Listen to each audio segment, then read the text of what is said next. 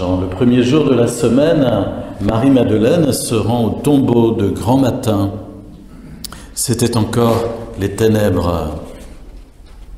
Elle s'aperçoit que la pierre a été enlevée du tombeau. Elle court donc trouver Simon-Pierre et l'autre disciple, celui que Jésus aimait.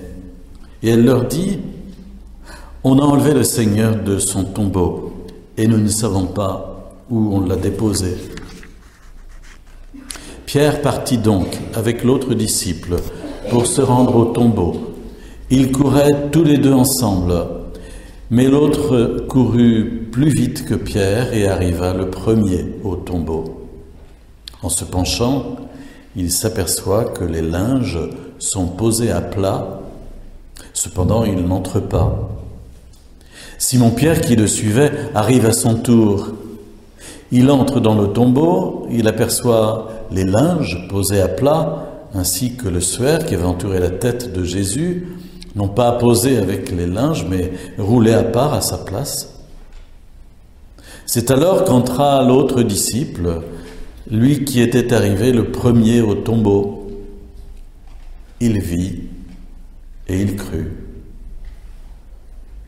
Jusque-là, en effet, les disciples n'avaient pas compris que, selon l'Écriture, il fallait que Jésus ressuscite d'entre les morts.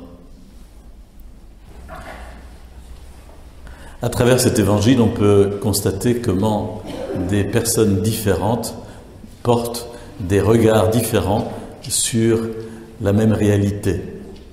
Voici Marie-Madeleine qui constate que la pierre est enlevée du tombeau et qui s'imagine dans sa tête qu'on a volé le corps du Seigneur Jésus. Voilà. Et elle va trouver les disciples en leur disant : « On a enlevé le Seigneur de son tombeau, nous ne savons pas où on l'a déposé. » Voilà, premier regard, c'est celui de Marie-Madeleine qui imagine une violation de sépulture. Ce sont des choses qui arrivaient à l'époque et qui va le transmettre. Deuxième regard, celui de Pierre qui voit au fond les linges posés à plat, la mentonnière qui avait entouré la tête de Jésus roulée à part à sa place, le tout bien rangé d'une certaine façon. Puis voilà, il voit cela, mais il ne sait pas quoi en penser exactement.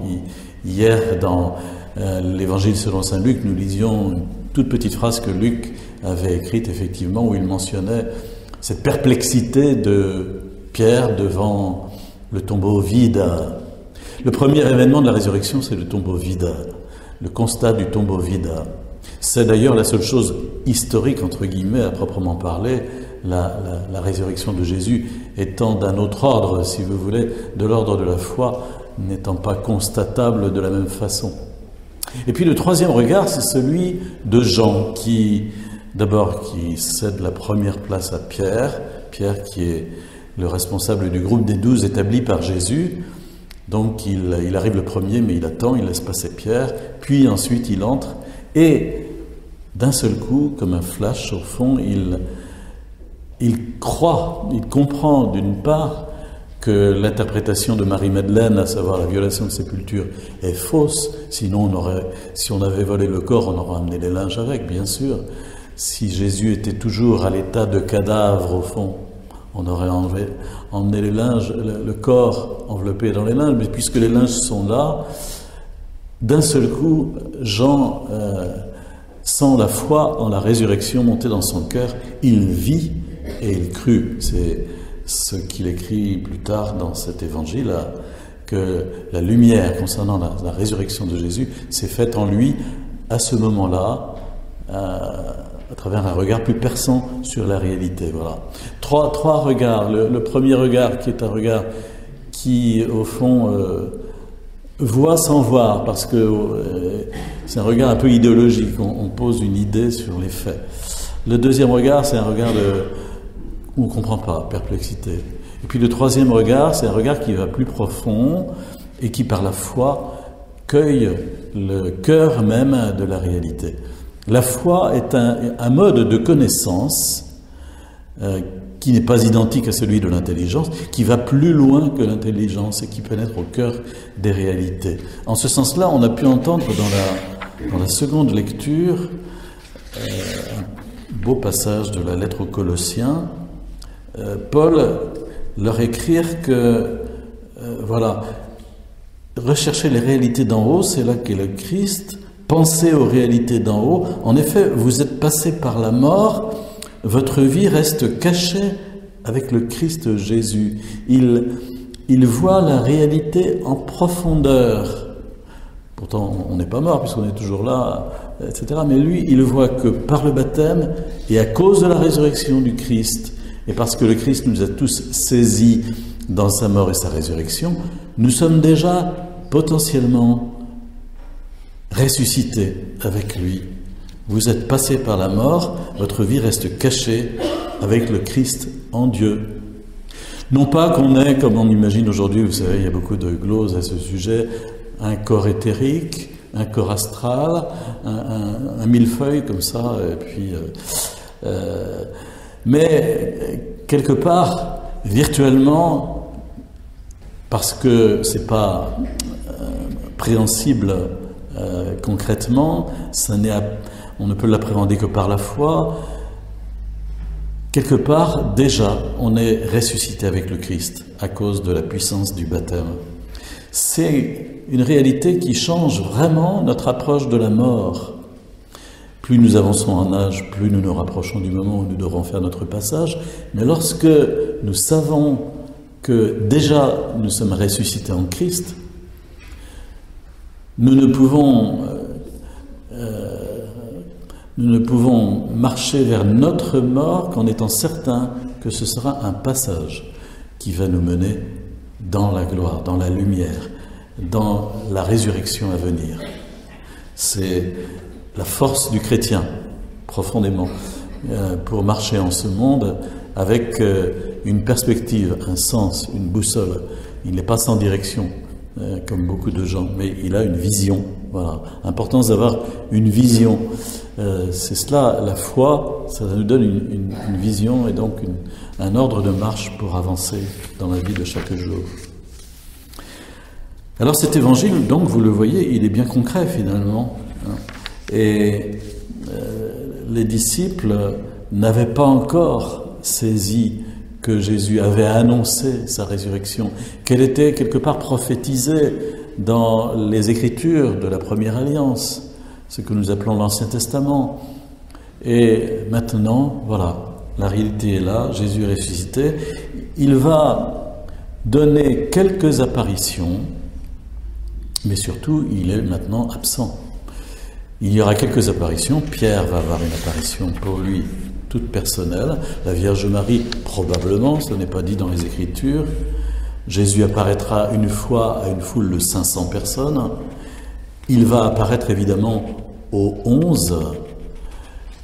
Même Saint Jean nous dit une fois aux 10, parce que Thomas n'était pas là, il était peut-être parti faire les courses, on ne sait pas très bien. Mais en tout cas, 8 jours plus tard, Jésus est revenu et cette fois-ci, le groupe des 11 était constitué et c'est là qu'il a dit à Thomas, qui ne voulait pas croire les 10 autres, voilà, mets ta main dans mon côté et regarde mes plaies. Donc Jésus est apparu à des personnes qui sont devenues des témoins. On aurait bien voulu que la résurrection de Jésus soit tellement éclatante que tout le monde sur la terre entière puisse le constater. Ça, c'est la réalité de sa venue glorieuse à la fin des temps. L'Écriture dit que, comme un filet, elle s'abattra sur tous les habitants de la terre, comme un éclair qui part du levant pour aller à l'Occident. Elle sera visible par tous. Ça, c'est la réalité de la venue glorieuse. En revanche, la réalité de la résurrection, on l'a dans la lecture des Actes des Apôtres qu'on entendait au tout début. Pierre qui dit « Nous sommes témoins de tout ce qu'il a fait. Dieu l'a ressuscité le 3e jour. Il lui a donné de se manifester non pas à tout le peuple, mais à des témoins que Dieu avait choisis d'avance. » à des témoins que Dieu avait choisis d'avance, à nous qui avons mangé et bu avec lui après sa résurrection d'entre les morts. Voilà, les apôtres le disent bien, qu'ils sont les témoins privilégiés, les dépositaires, et qu'ils s'engagent à témoigner de la résurrection de Jésus. Si bien que nous sommes placés, nous, dans la même position que Thomas, à recevoir un témoignage qui nous vient de l'extérieur et à poser un acte de foi vis-à-vis de ce témoignage.